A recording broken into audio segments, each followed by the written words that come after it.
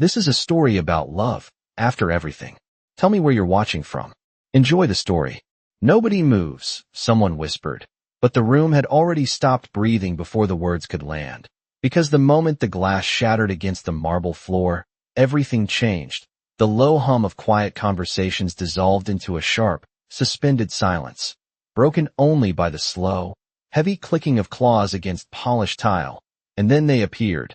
Two massive pitbulls, muscles tense beneath their dark coats, moving not with chaos, but with a kind of controlled intensity that made it worse, because it meant they weren't wild, they were focused. Forks froze mid-air, a server dropped a tray somewhere in the back, and even the rain outside seemed to pause against the tall windows of the Manhattan restaurant, as if the storm itself was watching. Vincent Moretti didn't raise his voice, didn't stand, didn't even blink at first. He simply leaned back slightly in his chair, one hand resting near his untouched glass of water, his silver watch catching the dim light, his presence alone enough to keep anyone from running. Because people like him didn't create scenes, they controlled them. They don't listen to anyone, he said quietly, almost to himself, but the words carried, slipping through the room like a warning no one wanted to test. And across the space, near the edge of the dining floor where the shadows softened the light, Clara Whitmore stood still, her hands empty, her tray set aside without anyone noticing when she had done it, her posture calm in a way that didn't match the tension tightening every other body in the room. She didn't look at the billionaire first, didn't look at the security guards slowly stepping back, didn't look at the exit doors people were silently calculating in their heads. She looked at the dogs, not directly, not challengingly, just enough to see them, to understand something unspoken in the way they moved. The way their breathing slowed and quickened in uneven rhythm. Someone near the bar whispered, "Is someone going to do something?" But no one answered, because the answer was already there. No one would.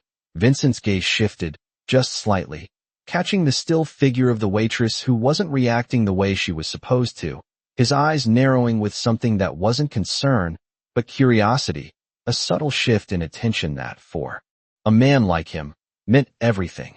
The larger of the two dogs stepped forward, its head low, not aggressive, not playful, something in between that made the tension sharper, harder to read, and a man near the front table slowly lifted his hands as if that might help, only to freeze when the dog paused, watching him, deciding. The room held its breath again, deeper this time, longer.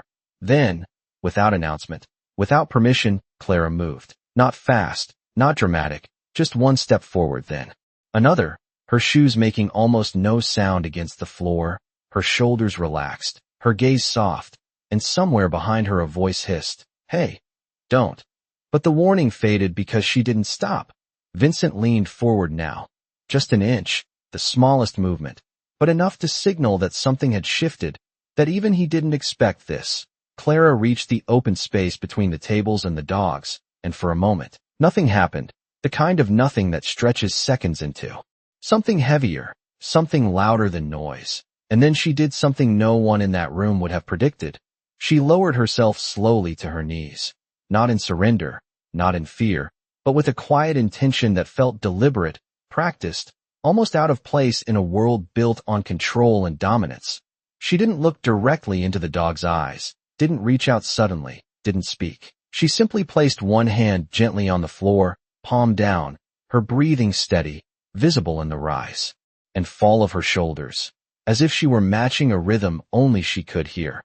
The larger pitbull stopped, not dramatically, not all at once, but enough that the room noticed, enough that someone exhaled a breath they didn't realize they were holding.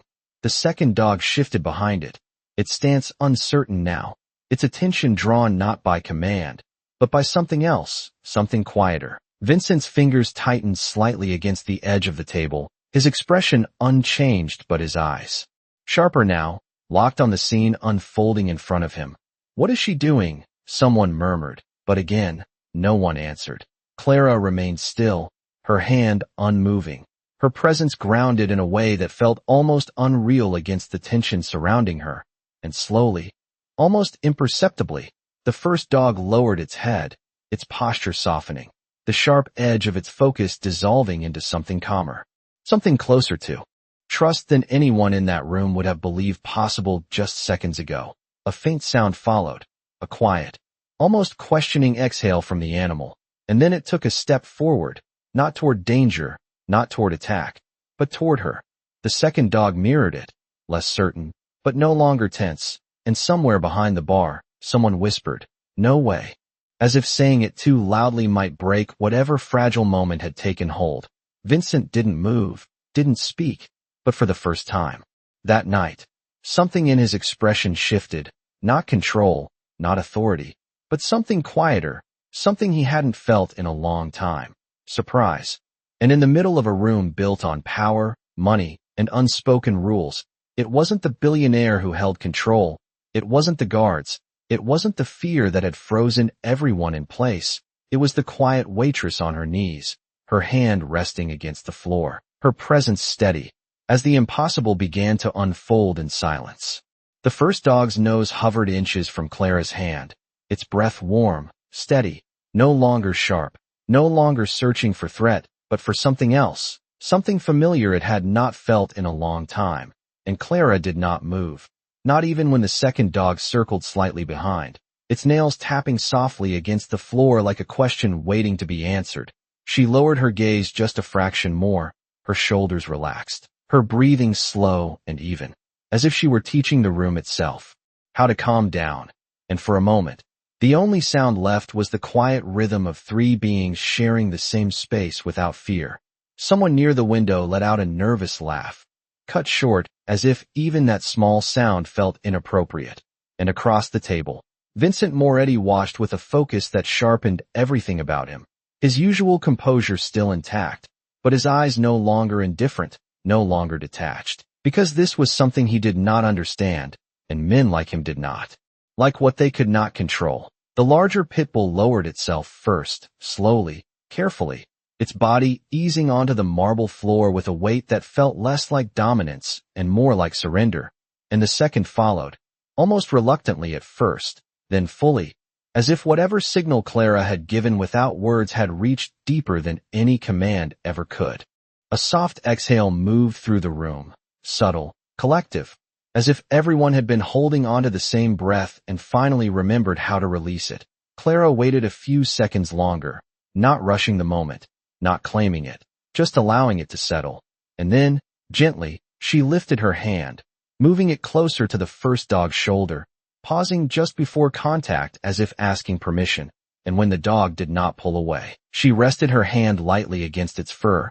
A simple touch, nothing dramatic, nothing forceful, just enough to confirm what had already been understood.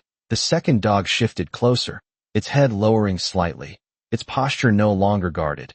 And somewhere behind the bar, a glass was set down too hard, the sound echoing louder than it should have, breaking the spell just enough for reality to return in pieces. Vincent stood then, not abruptly, not with urgency, but with intention, his chair sliding back with a quiet scrape that still managed to command attention. And as he walked toward Clara, every step measured. The room instinctively gave way, creating a path without being asked. He stopped a few feet from her, close enough to see the details others had missed, the steadiness in her hands, the absence of fear in her expression, the way she did not look at him first, did not seek approval, did not perform for anyone watching. "What did you do?" he asked, his voice low, controlled, but carrying a weight that made it feel less like a question and more like a challenge. Clara glanced up then, not quickly, not cautiously, just enough to meet his gaze for a brief second before returning her attention to the dogs, as if the answer did not belong to him alone.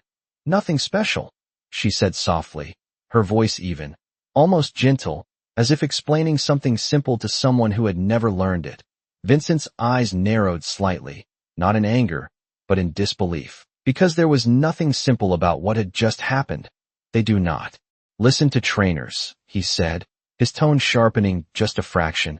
"They do not listen to commands." And Clara nodded once, a small acknowledgement, as if agreeing with him without giving him the satisfaction of being right. "That is because they are not looking for commands," she replied, her hand still resting lightly on the dog's back, her fingers moving just enough to maintain the connection. "They are looking for safety." The word hung in the air, unfamiliar in that room, heavier than it should have been. Vincent studied her, really studied her now, the way he would assess a deal, a risk, an opportunity. But this was different, because there was no transaction here, no leverage, no clear advantage, just a truth he had not expected to hear. "You are saying they were afraid," he said, the idea sounding almost foreign in his voice, and Clara gave the smallest smile, not amused, not mocking, just understanding. "Everyone is, sometimes," she said, and for a brief second, something in Vincent's expression shifted again, something quieter, something closer to recognition than he would ever admit. One of the guards stepped forward cautiously, glancing between Vincent and the dogs, waiting for instruction, but Vincent did not look at him, did not give an order, because for the first time in a long time, he was not the one in control of the situation, and he knew it. Clara slowly stood then, careful not to break the calm she had created, her movements smooth, deliberate, and the dogs remained where they were, watching her, their attention following her not out of obedience, but out of trust. She picked up her tray from where she had left it, as if returning to something ordinary after something impossible, and turned slightly toward Vincent, her expression neutral, professional again, but not distant. "Would you still like your table cleared, sir?" she asked, and the simplicity of the question, the quiet return to routine, caught him off guard more than anything else that had happened. For a moment, he said nothing, just looked at her, as if trying to understand how someone could move so easily between two worlds, one defined by power and control, the other by something he could not name. Then, slowly, he nodded, once. The gesture almost imperceptible, but enough. "Yes," he said, his voice quieter. Now, less certain.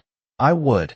And as Clara turned to continue her work, the room began to breathe again, the sounds returning in fragments, soft conversations, the clink of silverware, the distant rhythm of rain against glass. But nothing felt quite the same, because something had shifted, something small and silent and impossible to ignore, and Vincent Moretti, a man who had built his life on control, found himself watching a waitress walk away, wondering not how she had done it, but why it felt like she had just done something to him as well. The rain had softened into a steady whisper against the glass by the time Clara returned to the service station, her hands moving with practiced precision as she stacked plates, refilled water, and adjusted silverware, as if nothing unusual had happened. But the room had not fully recovered.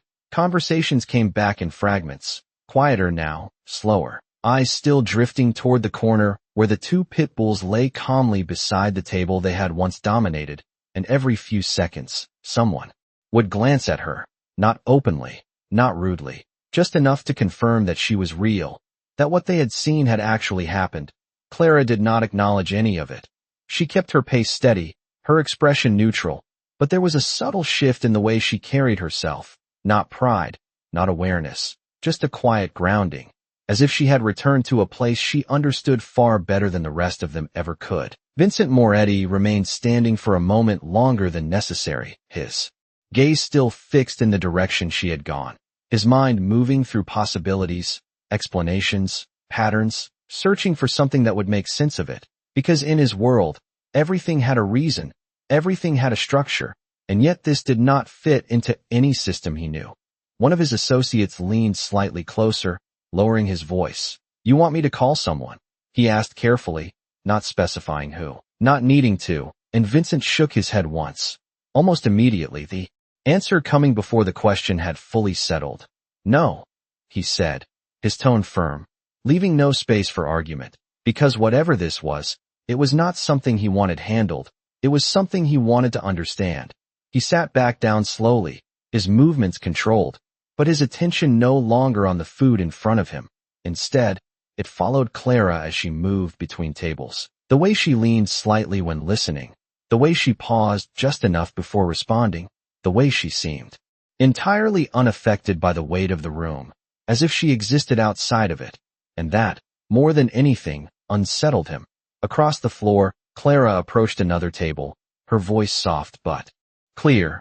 "Would you like a refill?" she asked, and the couple nodded quickly, almost too quickly, their smiles polite but distracted, because even as they answered her, they were still thinking about what they had witnessed. One of them finally said it, hesitantly. That was incredible. And Clara gave a small, almost dismissive nod. They just needed space, she replied, as if that explained everything. And in a way, it did. Just not in a language most of them were used to hearing. Vincent exhaled slowly, leaning back in his chair, his fingers tapping once against the table, a habit he had when processing something new, something unpredictable, and for a moment, he considered letting it go, returning to his usual rhythm, his usual control, but the thought did not settle. It lingered, persistent, refusing to be dismissed. He stood again, this time with purpose, and crossed the room, not quickly, not aggressively, just directly, his presence once again shifting the atmosphere as people instinctively stepped aside, conversations lowering as he passed, until he stopped beside Clara just as she finished placing a plate down at another table. She straightened, turning slightly toward him, her expression unchanged, professional, composed, but her eyes met his without hesitation, without deference, and that alone was enough to hold his attention. You said they were looking for safety, he began, his voice quieter now, less commanding, more measured. How do you give that to something that does not trust anyone? And Clara held his gaze for a brief second before answering, her tone steady. You do not try to take control, she said. You remove the reason they need to defend themselves. Vincent frowned slightly, not in disagreement, but in concentration, the idea unfolding in a way that felt both simple and complicated at the same time. And you think that works with people too? He asked, the question slipping out before he could refine it. And for the first time, Clara paused longer than usual, her eyes studying him, not his suit, not his watch, but him, as if deciding how much truth he was ready to hear. Sometimes, she said finally, her voice softer now, but people are harder because they pretend they are not afraid. The words settled between them, quiet but heavy, and Vincent did not respond immediately, because for once, he did not have a quick answer, a counter, a strategy. Instead, he nodded slightly, a small acknowledgement, and stepped back, giving her space not because he had to, but because he chose to. Clara returned to her work without another word, moving through the room with the same quiet rhythm. But Vincent remained where he was for a moment longer, watching her, not as a distraction, not as curiosity alone, but as something more focused, more intentional. And as he turned back toward his table, the two Pitbulls lifted their heads briefly, their eyes following Clara as she passed, calm, attentive, and then they settled again, as if the world had shifted into a place they understood better. Vincent sat down slowly, his gaze distant for a second, and then he reached for his glass, taking a measured sip, his mind no longer on the meeting he had planned, no longer on the deals waiting for him, but on a single, quiet realization that had begun to take shape, something he had not expected to find in a place like this, from someone like her, something that did not come from power or money or control, but from understanding. And for the first time in a long time, Vincent Moretti was not thinking about how to win, he was thinking about how to learn.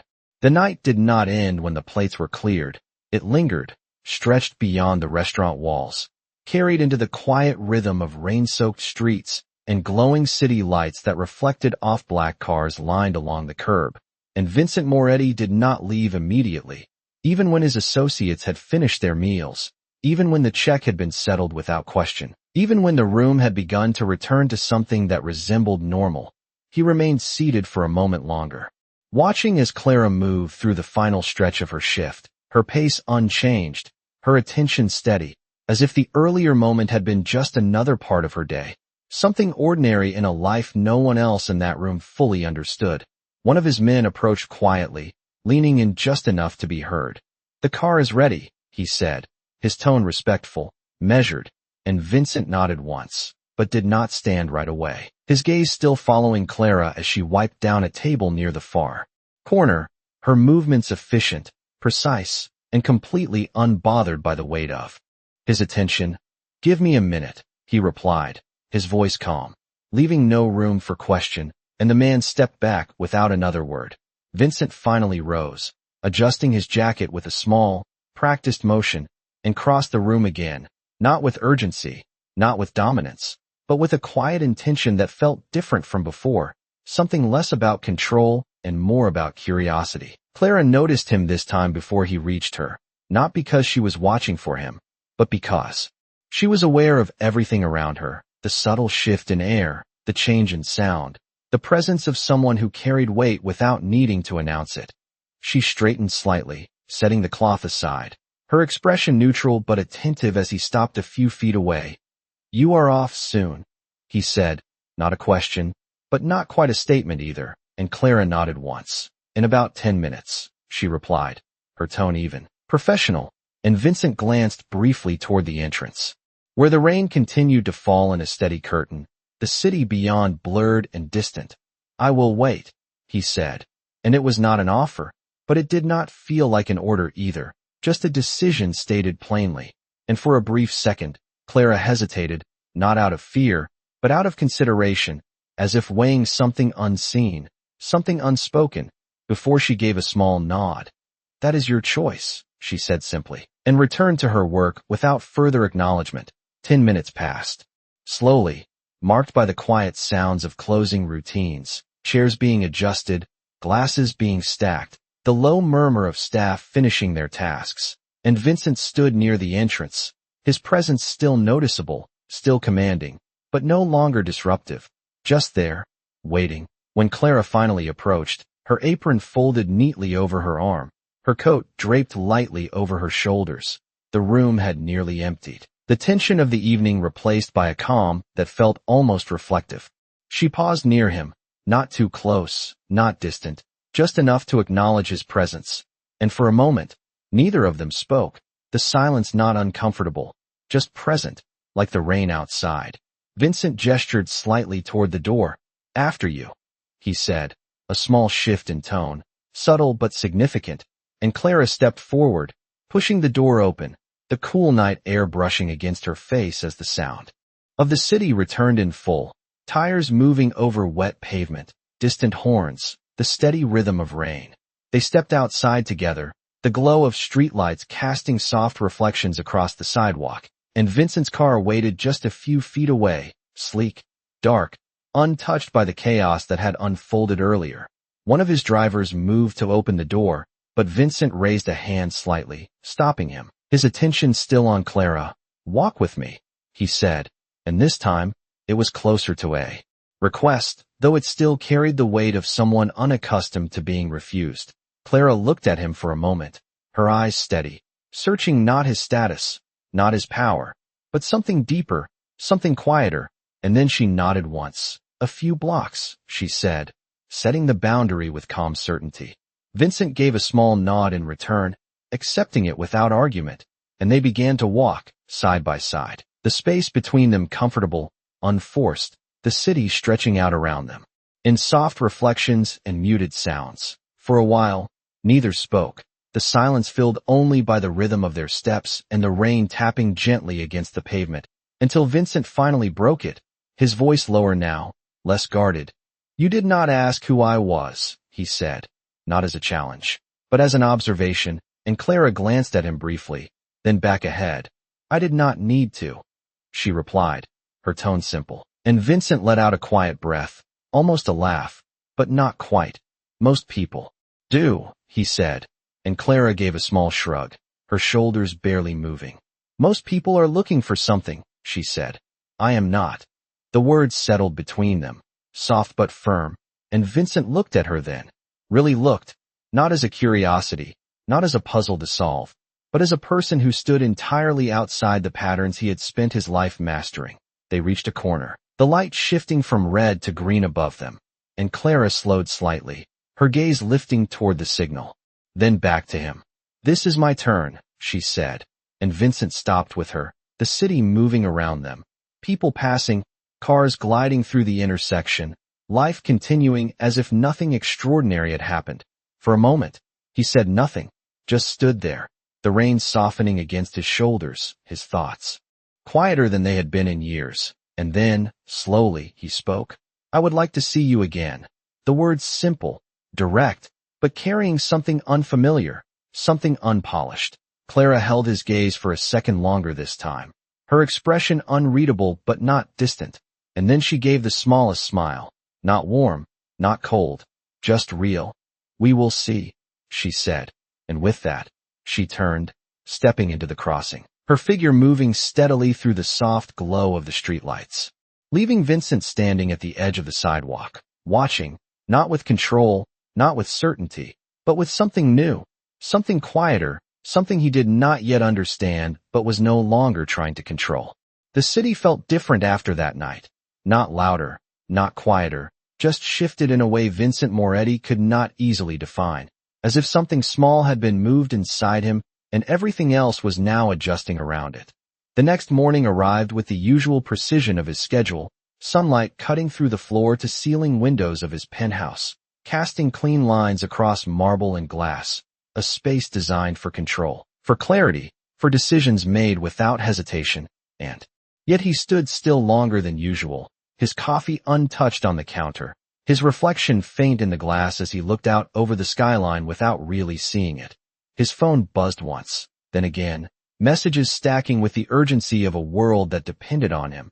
Meetings, numbers, names, but his mind returned instead to a quiet street corner, to a woman who had said almost nothing and somehow changed everything. "Sir." His assistant's voice came through the intercom, precise, efficient.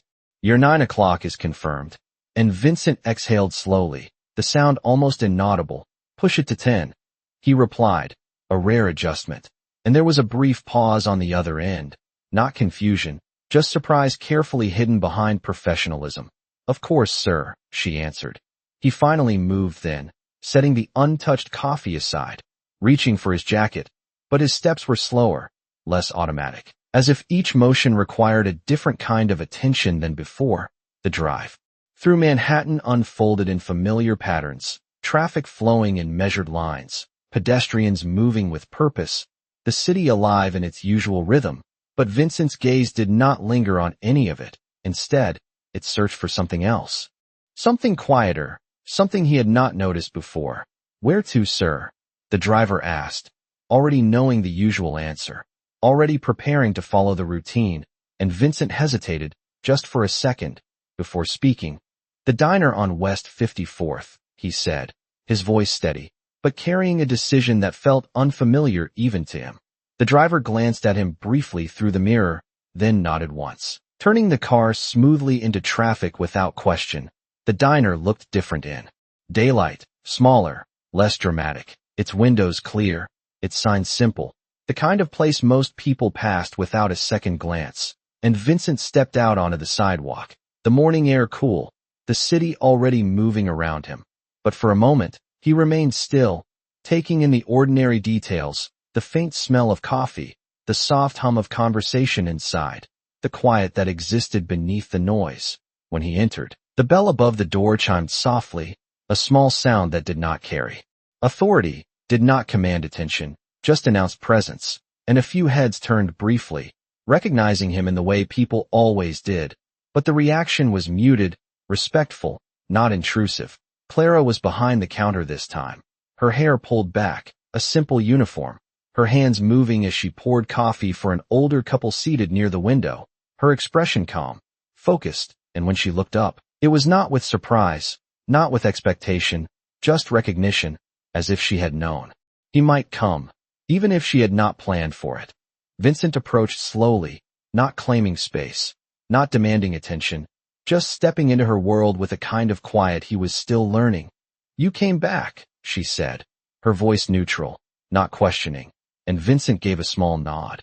"I did," he replied, and for a moment, neither said anything more, the silence filled with the soft clink of cups and the low murmur of the diner. Clara gestured slightly toward a seat at the counter. "Coffee?" she asked, and Vincent hesitated again, a habit forming where certainty once lived. "Yes," he said, taking the seat, his posture straight but less rigid, less guarded. She poured the coffee without ceremony, setting the cup in front of him with a simple motion, and he watched her hands for a second, the steadiness, the lack of hesitation, the absence of performance, and something about it grounded him in a way he could not explain. "You do not usually come to places like this," Clara said after a moment, not as a judgment, just an observation, and Vincent allowed the smallest hint of a smile. "No," he admitted, "I do not." And Clara nodded once, as if that confirmed something she already understood. A man at the end of the counter called her name, asking for the check, and she stepped away briefly, leaving Vincent alone with his thoughts, with the unfamiliar feeling of being somewhere he did not control, did not own, did not influence, and yet did not want to leave. When she returned, she leaned lightly against the counter, her attention on him again, not intense, not distant, just present. "Why did you come?" she asked, and Vincent looked at her, really looked this time, not searching for answers, but ready to give one. "Because I did not understand what happened," he said, his voice honest, unfiltered in a way that surprised even him. "And I do not like not understanding." Clara held his gaze for a second, then gave a small, almost amused breath, not quite a laugh. "That sounds like control," she said, and Vincent nodded slowly. "It is," he admitted, and for the first time, there was no defense in his tone, no justification, just acknowledgement. Clara reached for a cloth, wiping the counter in a slow, steady motion, her eyes thoughtful. "Then maybe you did not come to understand," she said softly. "Maybe you came to feel something you cannot control." The words settled into the space between them, quiet, unforced, and Vincent did not respond right away, because for once, the truth was not something he needed to argue. It was something he needed to consider.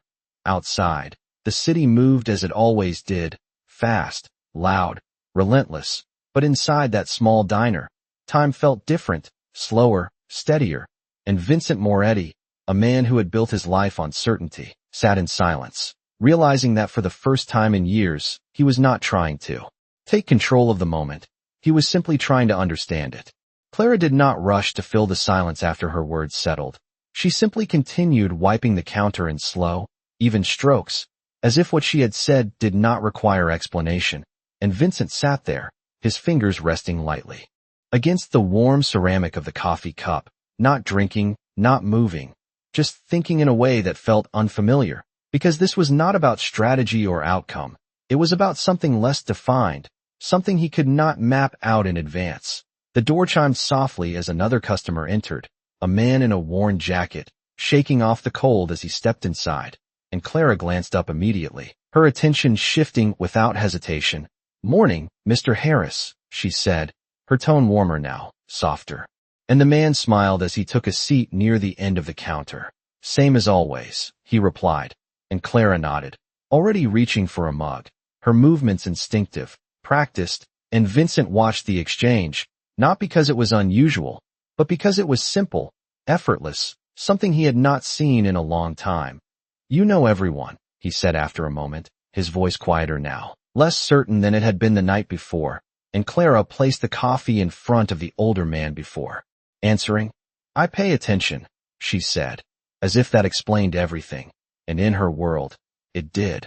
Vincent leaned back slightly, his gaze shifting between her and the people around them, noticing details he would have ignored before, the way she remembered orders without writing them down, the way she adjusted her tone depending on who she was speaking to, the way she seemed to create a space where people felt seen without asking for it. "You could do more than this," he said, the words coming out almost automatically, shaped by a lifetime of measuring potential in terms of scale and success. And Clara paused for the briefest second before continuing her work, her expression unchanged.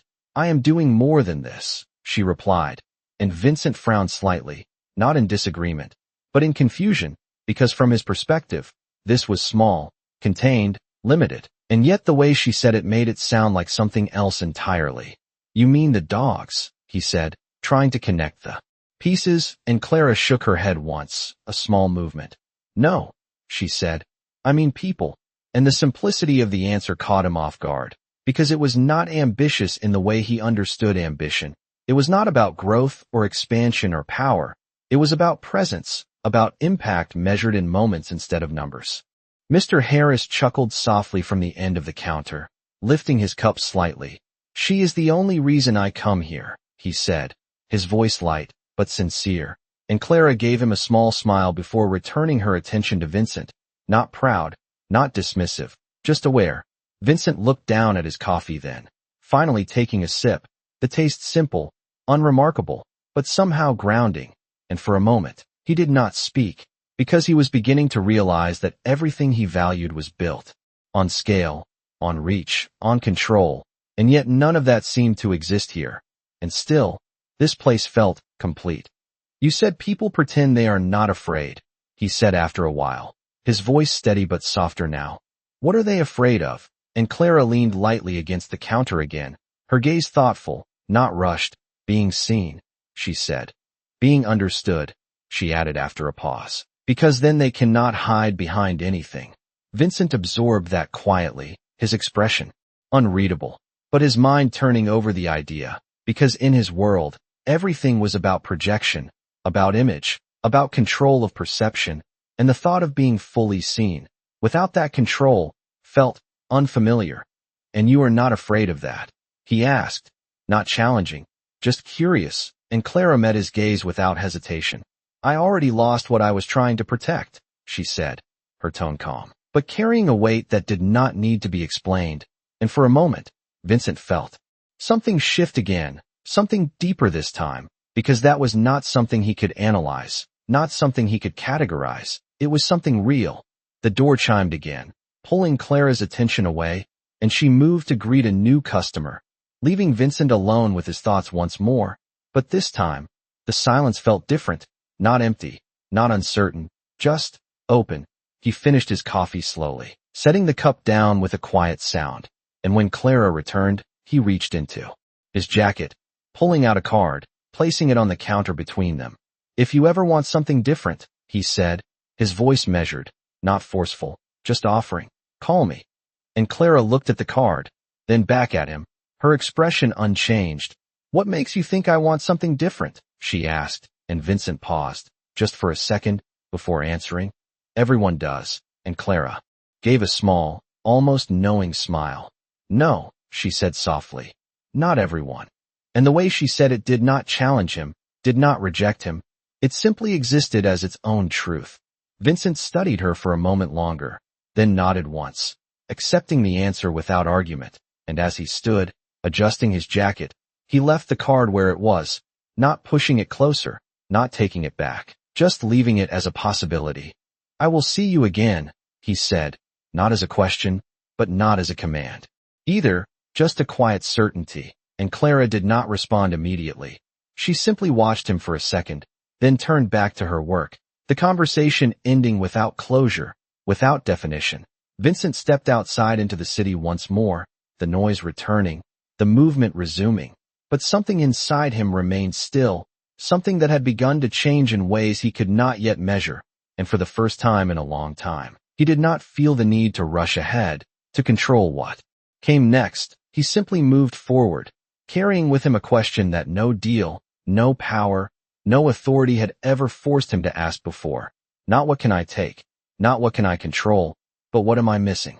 The card remained on the counter long after Vincent left, untouched, unclaimed, resting between a sugar dispenser and a stack of clean napkins as if it did not belong to either world. And Clara noticed it only when the morning rush slowed into something quieter, something more manageable, when the rhythm of orders and refills softened into pauses and small conversations. She picked it up without ceremony, turning it once between her fingers, reading the name without surprise, without curiosity, just acknowledgement.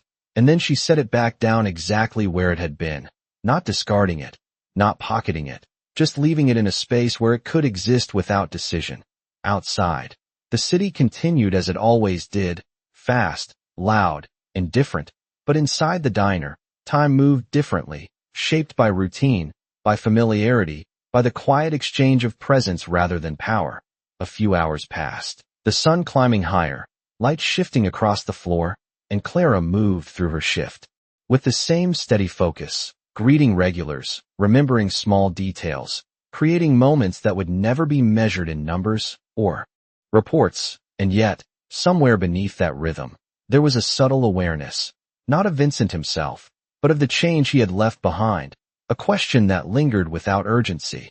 Across the city, Vincent sat in a room filled with glass walls and polished surfaces, a long table stretching across the center, screens glowing with data, voices layered with urgency and expectation. But his attention drifted, not completely, not enough to disrupt the meeting, but enough to create a distance between him and the conversation.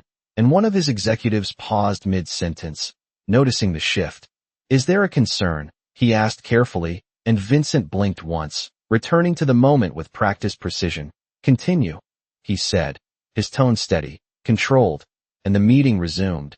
But something had changed, something subtle, something internal that no one else could see. The hours passed, decisions made, numbers reviewed, outcomes set into motion, but none of it carried the same weight it had before. None of it felt as immediate, as consuming. And when the meeting finally ended, Vincent remained seated for a moment longer, his hands resting against the table, his gaze unfocused, not thinking about the next deal, the next move, but about something quieter, something he could not quantify. "Cancel the rest of the afternoon," he said suddenly, and the room stilled, just for a second. Because that was not something he did, not without reason, not without explanation. But no one asked, no one questioned. Because his decisions were not debated, they were followed. The city greeted him again as he stepped outside, the air warmer now, the streets busier. But his direction was clear this time, not uncertain, not hesitant, just different. And when he reached the diner, the bell chimed softly once more, the same small sound, the same quiet entrance. But the feeling was not the same. Clara looked up as he walked in, her expression unchanged, but there was a slight pause in her movement, a recognition not of surprise, but of continuity, as if this moment had been expected in a way neither of them had fully acknowledged. "You came back again," she said, her tone even, and Vincent gave a small nod.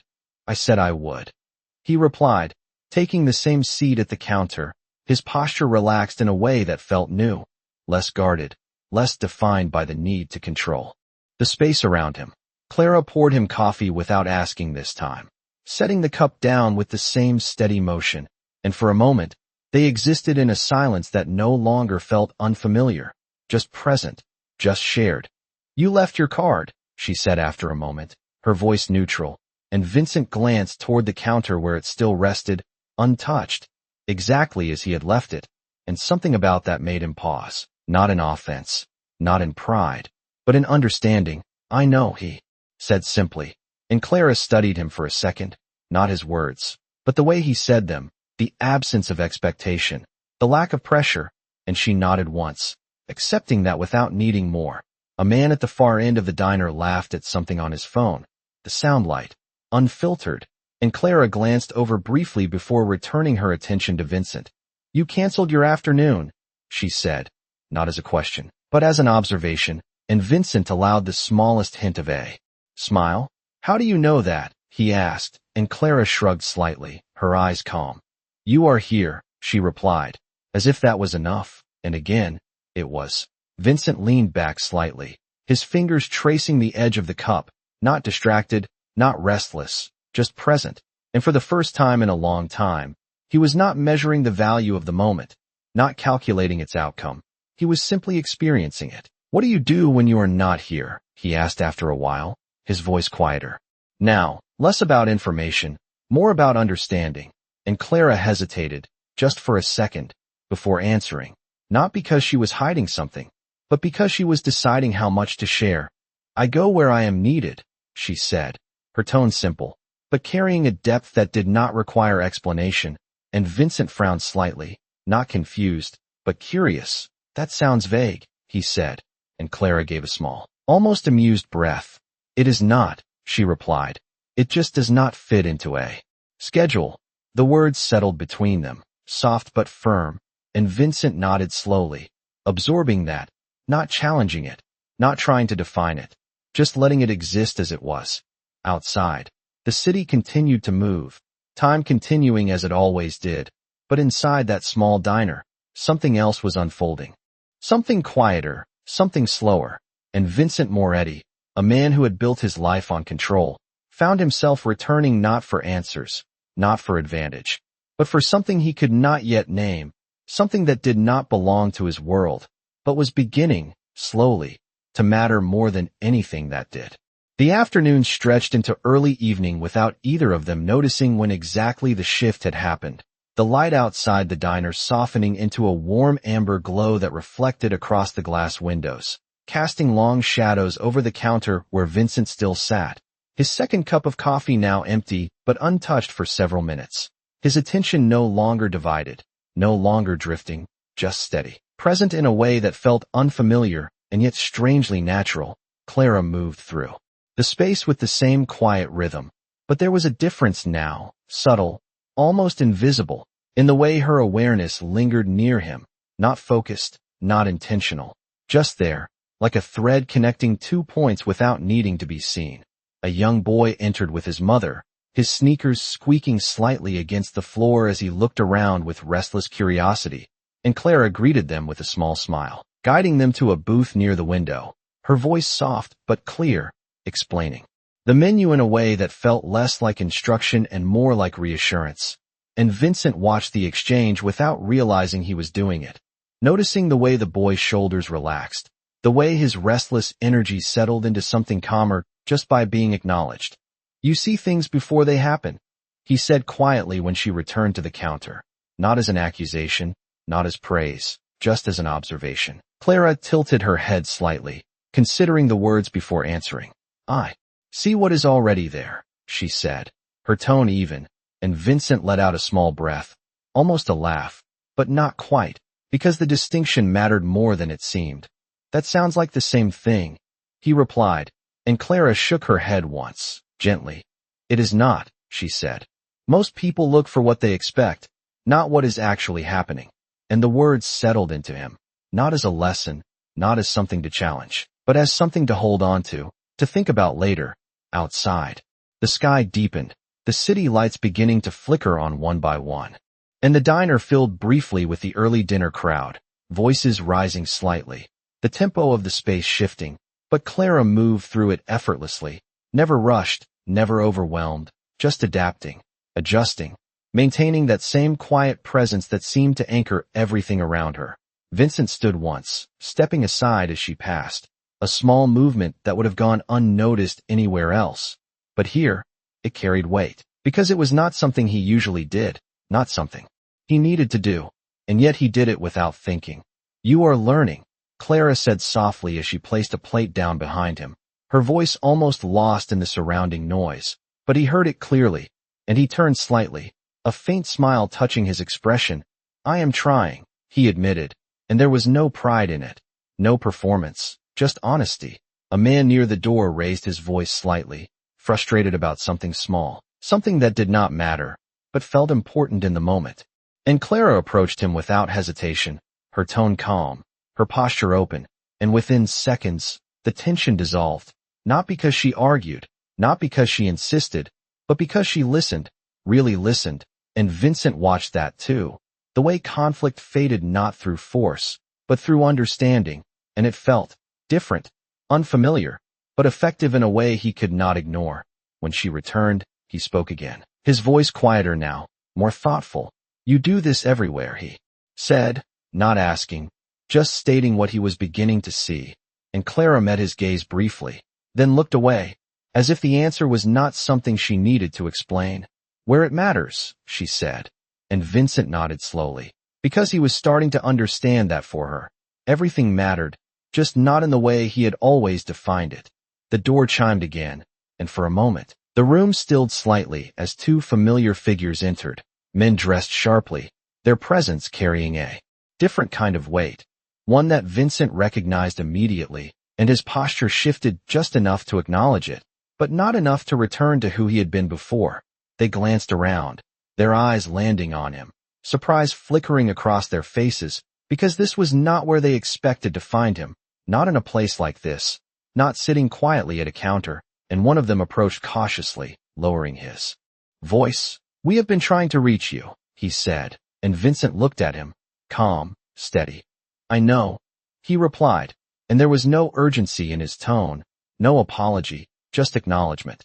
The man hesitated, glancing briefly at Clara, then back at Vincent, unsure how to proceed, because this situation did not fit the patterns they were used to, and Vincent sensed it, the confusion, the hesitation, and for the first time, he did not rush to resolve it, did not step back into control, he simply let it exist.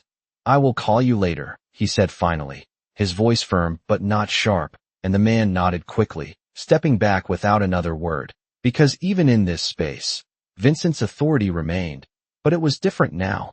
Quieter, less about command and more about choice.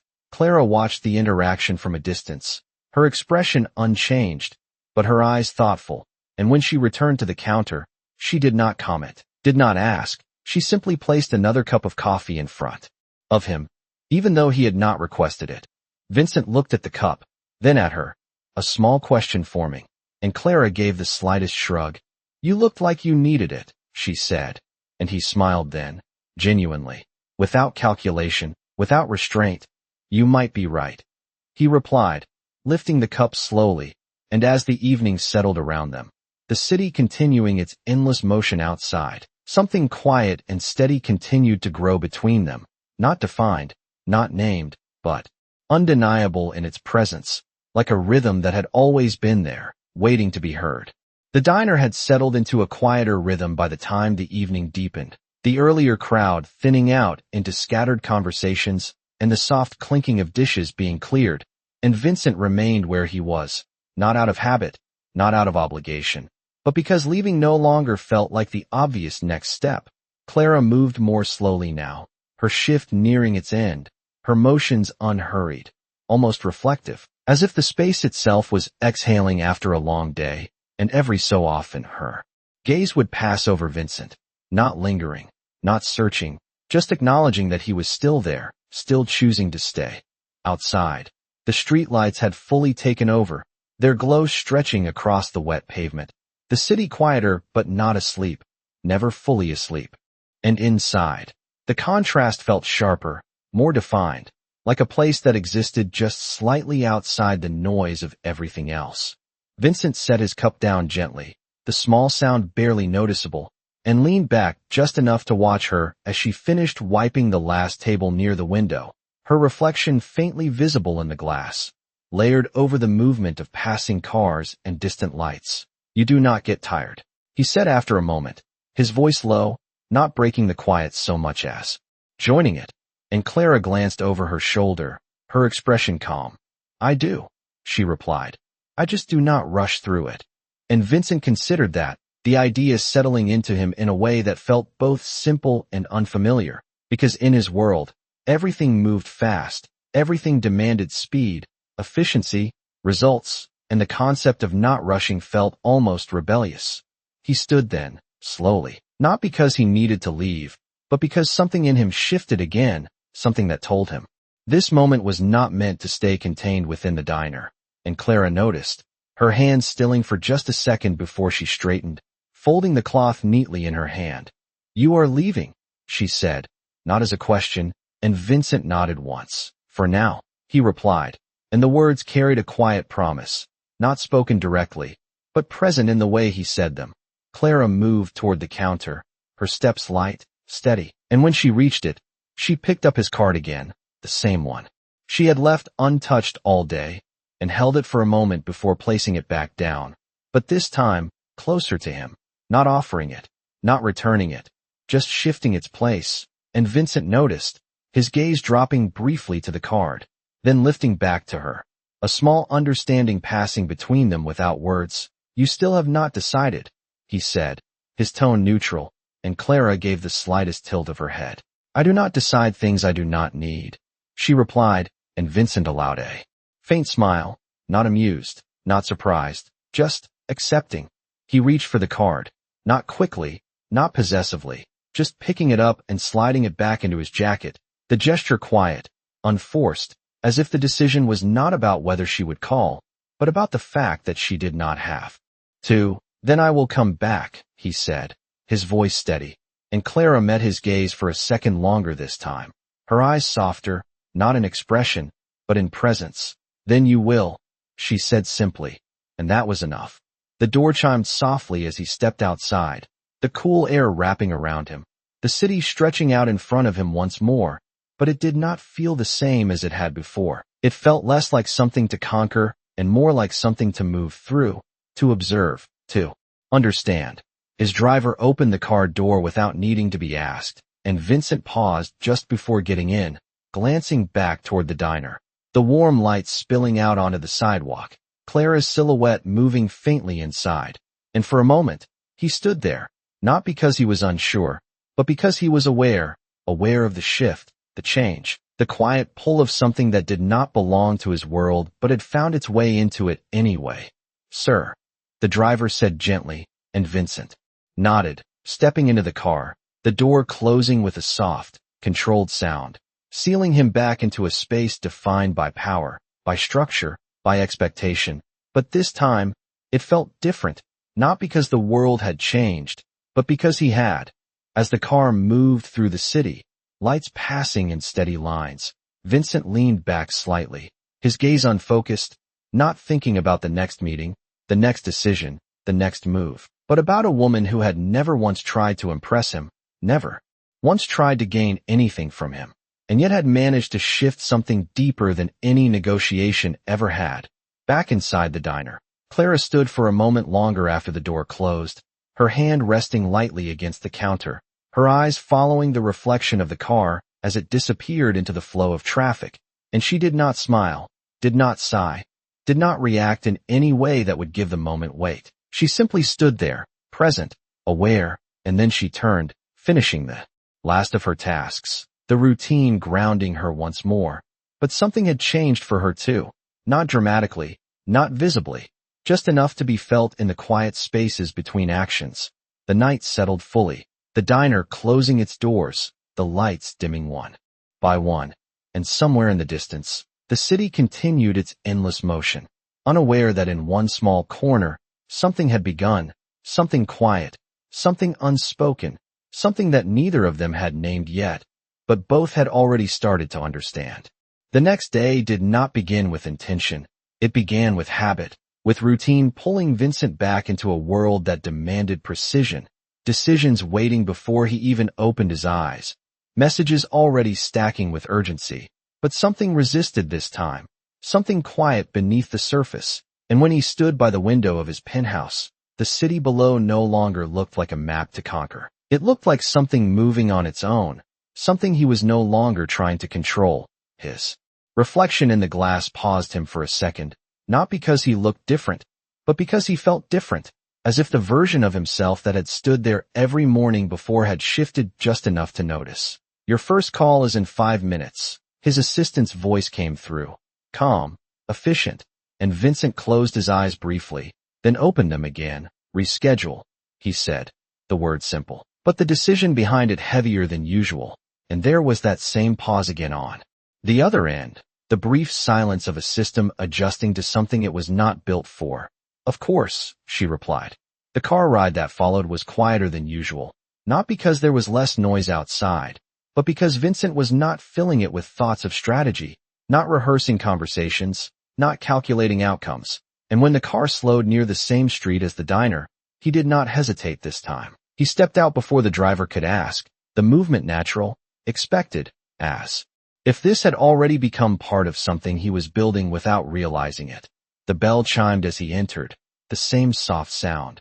But this time, it felt familiar, and Clara was already there, moving between tables with that same steady rhythm, her presence unchanged, her focus intact, and when she looked up and saw him, there was no surprise, just a small shift in her attention, a quiet acknowledgement that he had returned exactly as he said he would. "You did not wait long," she said as he took his seat, her tone neutral, and Vincent allowed a faint smile. "I am not used to waiting," he replied, but the words carried less pride now, more honesty, and Clara nodded slightly, as if that made sense, as if she had expected nothing else. She poured his coffee without asking, the motion smooth, practiced, and he watched her again, not because she was unfamiliar, but because she was consistent, because she did not change depending on who stood in front of her, and that, more than anything, was rare. "You came back again," she added after a moment, and Vincent leaned back slightly, his posture more relaxed than it had ever been in this space. "I said I would," he repeated, but this time, it sounded less like certainty and more like choice. A man near the window waved to Clara, asking for a refill, and she moved to help him, leaving Vincent alone with his thoughts. But the silence did not press in on him the way it used to.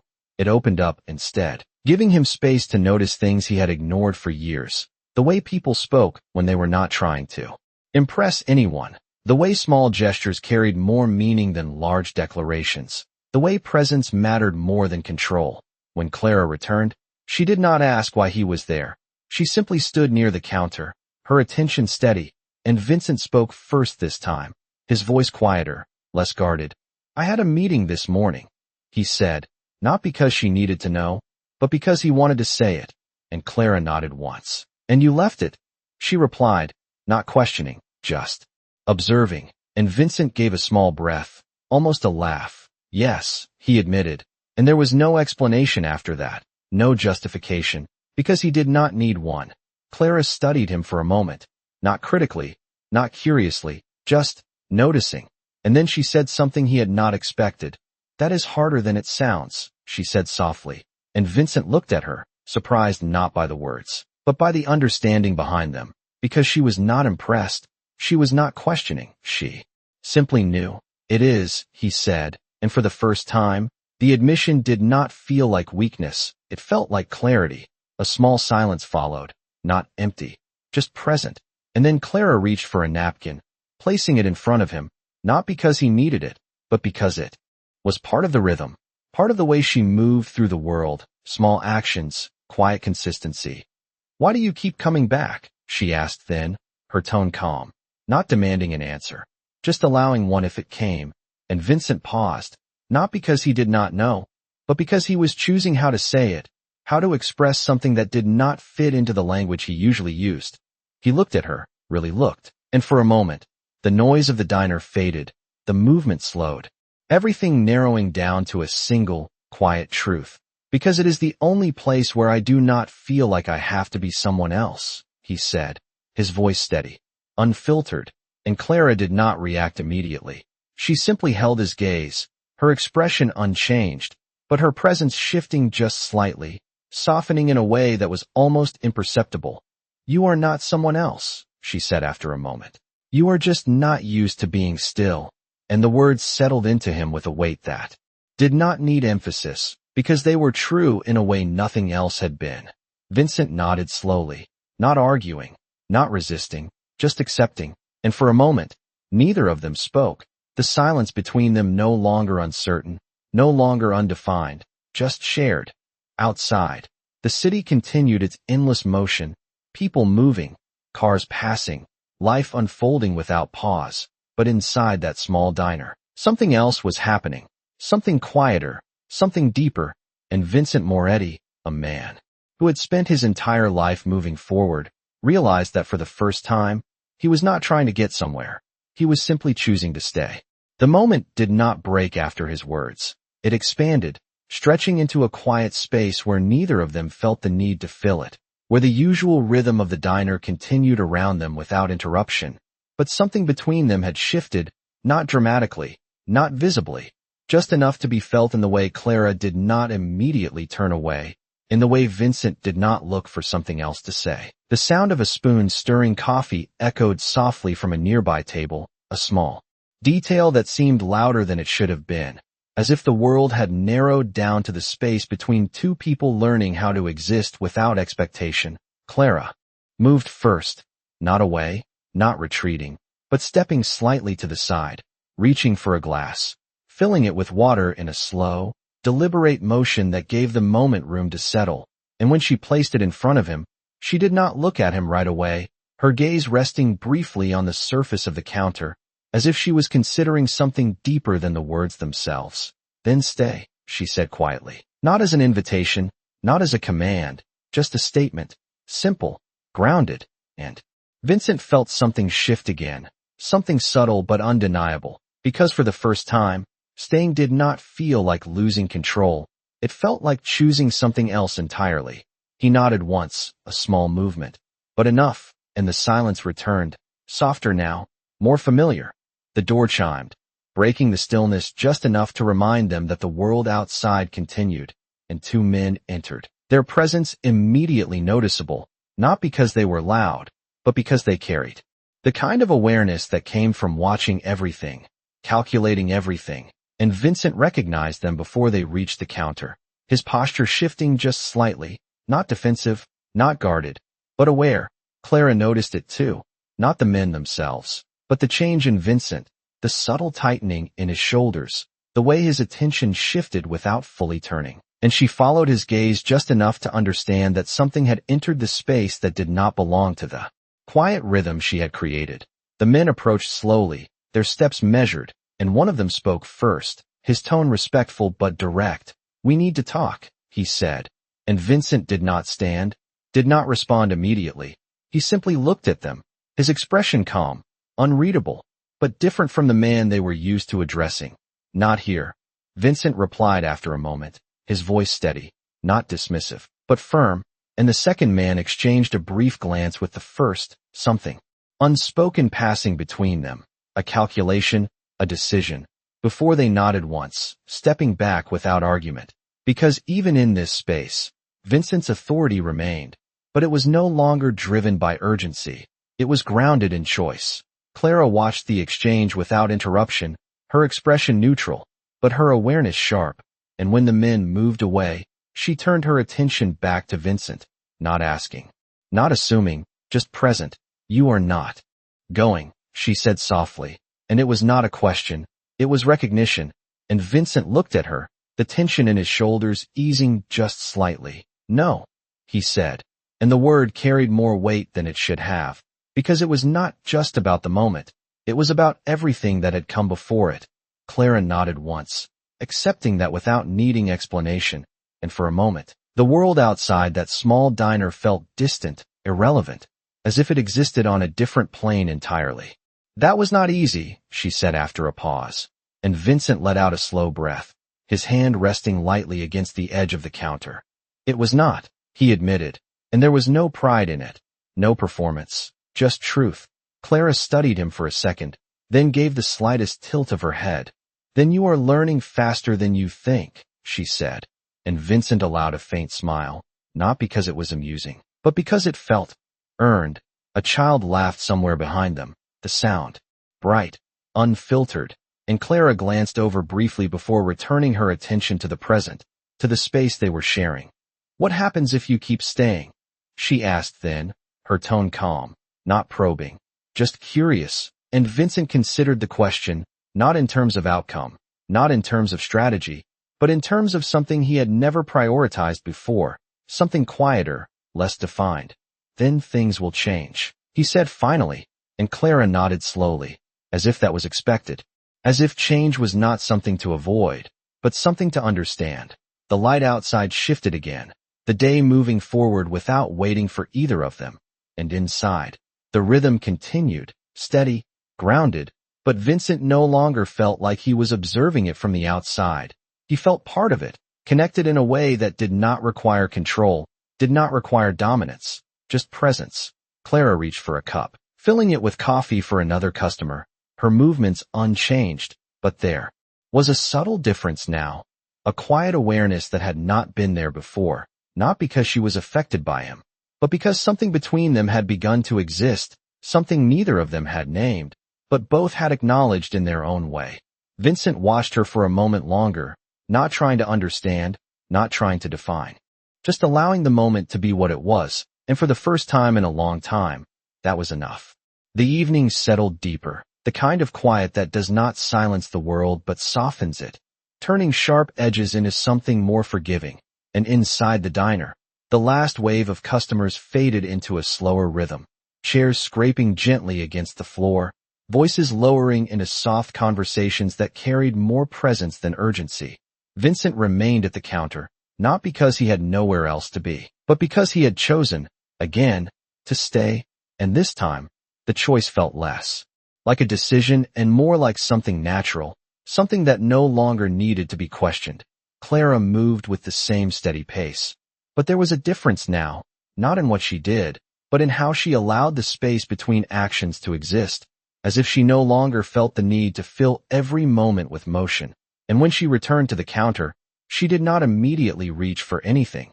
She simply stood there, her presence calm, grounded, and for a moment, neither of them spoke, the silence stretching, not empty, but full. "You said things will change," Clara said quietly, her voice soft enough to blend into the background, and Vincent nodded once, his gaze steady. "They already have," he replied, and the truth of it settled between them without resistance, without doubt. Clara tilted her head slightly, studying him, not the surface, not the presence he carried into every room, but something deeper, something that had begun to shift beneath it. "And you are not trying to stop it," she said, not as a question, but as recognition, and Vincent let out a slow breath, his hand resting lightly against the counter. "No," he admitted, "I am not." And for the first time, that felt like strength, not loss. Outside, the light had fully dimmed, the reflections in the windows now clearer than the world beyond them, and in that reflection, Vincent could see both of them, standing side by side, not defined by distance, not separated by status, just present in the same space. And something about that felt right. A small noise came from the back, a stack of plates shifting slightly, and Clara turned briefly, adjusting them with a practiced motion before returning, her attention never fully leaving the moment. "Most people do not notice when they change," she said after a while, her voice thoughtful, and Vincent gave a faint smile. "Most people are too busy trying to stay the same," he replied, and Clara's expression softened just slightly, not visibly, not in a way that could be easily described, but enough to be felt.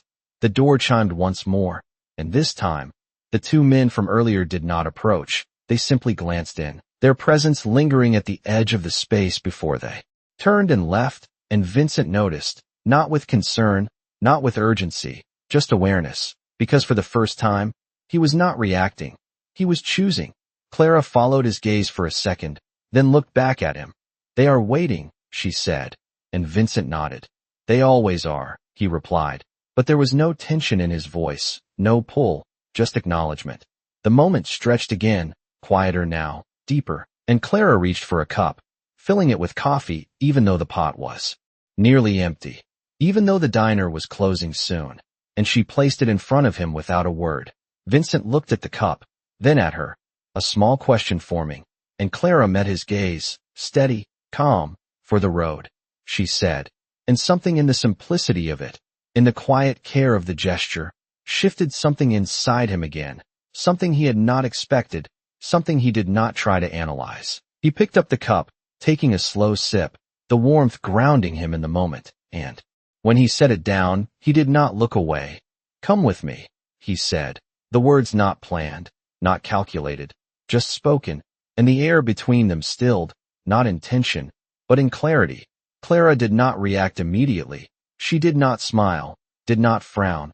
She simply held his gaze, her expression unreadable but present, and for a moment, the world outside the diner felt distant, irrelevant. "Where?" she asked softly, not refusing, not accepting, just asking, and Vincent considered the question, not in terms of destination, not in terms of control, but in terms of something he had only just begun to understand. "Somewhere you are still you," he said, his voice steady, unguarded, and Clara studied him for a second longer, as if weighing the truth of that, as if deciding whether this was still his world or something new entirely. Then, slowly, she nodded once, not fully, not definitively, but enough to open the possibility. "After my shift," she said, and Vincent let out a quiet breath, not relief, not victory, just acknowledgement, because this was not something to win, it was something to step into. The lights in the diner dimmed slightly as closing time approached, the last customers leaving, the space returning to stillness, and Vincent stood, not rushing, not pressing, just waiting, and Clara moved to finish her final tasks, her motions calm, unhurried. But there was a difference now, something unspoken, something shared, and as the night settled fully around them, the city continuing its endless motion outside, something else was beginning inside that small space, something neither of them controlled, something neither of them needed to, something that had grown quietly, steadily, into something real. The last light in the diner dimmed slowly, not all at once, but in quiet stages, as if the space itself was learning how to let go of the day, and Clara moved through the final steps of closing with the same steady rhythm she had carried from the beginning, stacking cups, wiping surfaces, turning small routines into something almost meditative. While Vincent waited near the door, Not pacing, not checking his phone, just standing there. His presence no longer filling the room, but blending into it. When she finally reached for her coat, slipping it over her shoulders with a simple motion, the space between them shifted again, not in tension, but in clarity, as if something unspoken had already been decided. "Ready," she said quietly, and Vincent nodded once, stepping forward to open the door, the cool night air meeting them as they stepped outside together, the city alive in its usual way, but softer now, less demanding, as if it had stepped back just enough to let something else take focus. They did not rush, did not speak immediately. They simply walked, side by side, the sound of their steps blending with the distant rhythm of traffic and the soft hum of late-night conversations drifting from nearby streets. And for a while, that was enough, the silence no longer something to fill, but something to share. Vincent glanced at her once, not to check, not to measure, just to see, and Clara kept her gaze forward, her posture relaxed, her presence grounded in a way that made everything else feel less urgent. "Where are we going?" she asked after a few blocks, her voice calm. And Vincent considered the question, not because he did not know, but because for the first time, the answer did not need to be impressive, it did not need to prove anything. "Somewhere quiet," he said, and Clara gave a small nod, accepting that without needing more. They turned onto a side street, the noise fading slightly, the lights softer, and ahead, a small park opened between buildings, its benches empty, its trees casting long shadows under the streetlights, and Vincent slowed slightly as they approached, not leading, not directing, just allowing the space to present itself. They stepped inside, the city falling just far enough away to make the quiet noticeable, and Clara sat first, choosing a bench near the center, her movements simple, unguarded, and Vincent followed, sitting beside her, not too close, not distant, just present. For a moment, neither spoke, the silence settling around them like something familiar, something that no longer needed explanation. "You could have taken me anywhere," Clara said after a while, her voice thoughtful, and Vincent let out a small breath, almost a laugh, but softer. "I know," he replied, "but that would have been for me, not for you." And Clara turned her head slightly, looking at him now, really looking, and something in her expression shifted, not dramatically, not visibly, but enough to be felt. "You are learning," she said again, and Vincent nodded, not denying it, not claiming it, just accepting it. A breeze moved through the trees, light, steady, and Clara adjusted her coat slightly, her hand brushing against the bench between them, close enough that Vincent noticed, close enough that the distance between them no longer felt defined. "What happens now?" she asked quietly. And this time, Vincent did not hesitate, not because he had a plan, but because he had stopped needing one. "We keep going," he said, his voice steady. "Not forward, not backward, just together." And the words settled between them, simple, unforced, carrying more meaning than anything he had said before. Clara held his gaze for a second longer, her eyes steady, searching not for certainty, not for promises, but for truth, and then she gave the smallest nod, a movement so subtle. It could have been missed, but it was enough. Vincent reached out then, slowly, not abruptly, not claiming, just offering, his hand resting lightly beside hers, not touching it first, giving space, giving choice, and Clara did not pull away. She did not hesitate. She simply turned her hand slightly, closing the distance in a way that felt natural, inevitable, and their fingers met, not tightly, not possessively, just enough to confirm what had already begun. The city continued beyond the park. Lights moving, people passing, the world unchanged in every visible way. And yet, for them, something had shifted into place, something quiet, something steady, something that did not need to be defined to be real. Vincent looked at her then, not as a puzzle, not as something to understand, but as someone he had chosen to see without control, without expectation, and Clara met his gaze without hesitation, without defense, just present. "You did not tame anything," he said softly after a moment, the words carrying a quiet realization, and Clara gave a small smile, the first one that held something deeper than calm. "I never tried to," she replied, and Vincent nodded slowly, understanding now in a way he had not before. The breeze moved again, softer this time, and somewhere in the distance, a car passed, its headlights briefly illuminating the path before fading away, leaving the quiet intact. And in that quiet, in that simple, unguarded moment, Vincent Moretti realized that the one thing he had spent his entire life trying to control had never been power or people or outcomes. It had been himself, and for the first time, he had stopped trying, and in doing so, he had found something he had never expected, something that did not need to be owned, did not need to be managed, something that simply existed when you allowed it to. And as he sat there beside Clara, her hand steady in his, the world no longer something to conquer, but something to share, one quiet truth settled into the space between them, soft, certain, and lasting, that the strongest things in life are not the ones you control, but the ones you understand and choose to stay with.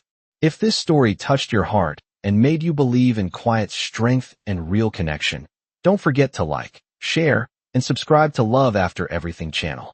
For more emotional and powerful stories like this, your support helps us keep telling stories that truly matter.